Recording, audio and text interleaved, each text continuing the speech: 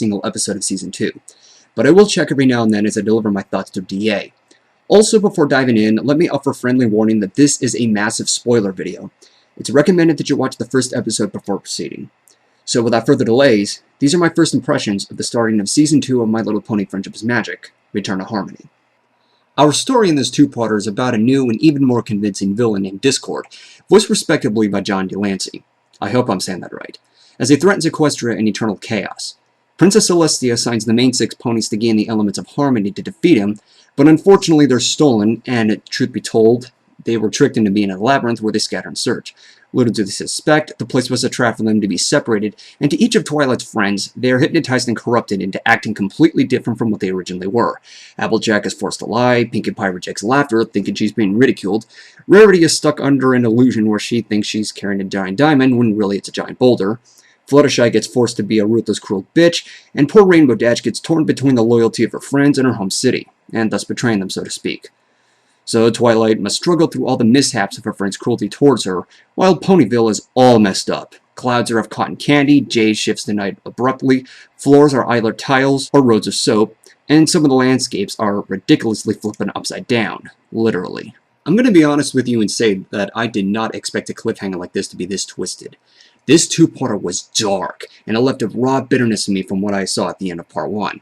Mind control, character betrayal, and more unexpectedly bizarre moments were thrown back and forth. And even worse, it was only a week away telling how this situation was going to be concluded. Oh, how torturous of you, Hasbro. I was pretty much hungover this entertainment-wise, given how much fun I had with Season 1. To come across something this twisted had to be a big concern, and there was even more intense and somberness going on throughout the second half because of how corrupted the ponies were painfully affecting Twilight's relationship, and her will to gain the elements of harmony. There even came a moment where Twilight gave in and thus corrupting herself in the process, until Celestia gave back all the reports on friendship to Twilight, though agonizing an aching spike to the stomach. Poor little guy. Discord was awesome, no doubt about it. He pretty much reminded me of the Joker from The Dark Knight and Ka the Snake from The Jungle Book. He's a villain who enjoys the sadistic and twisted being in him and also enjoys the theatrical. The other is given all the hypnotic techniques he has, and so on and so forth. I would say he practically makes Nightmare Moon look tame in comparison, but the one exception in which Discord lacks when compared to is that he doesn't have much of a backstory or motivation as to why he's who he is. It's not much of a problem as far as villains go, but for characters who have a reason for who they are the ones that make me sympathize with the most.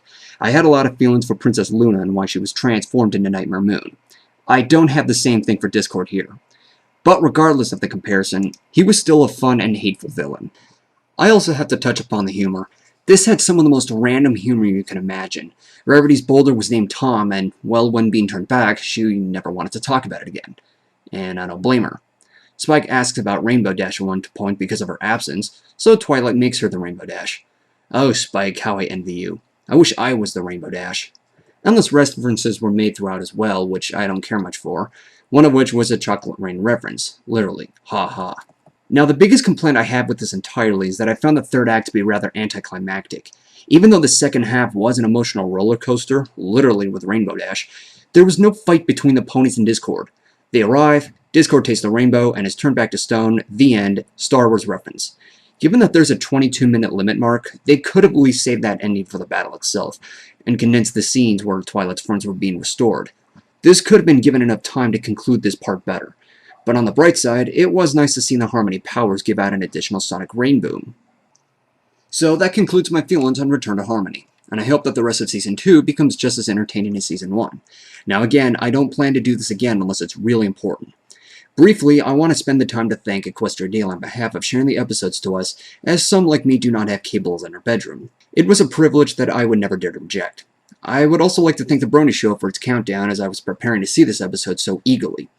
Unfortunately, when watching it live stream, I had lag and connection problems, and those obnoxious and time-consuming pre-roll ads didn't make any matters any better. I had to watch it twice to pick up what I missed. For future reference, take my advice and don't go to the trouble of watching it at first hand. It's not worth it.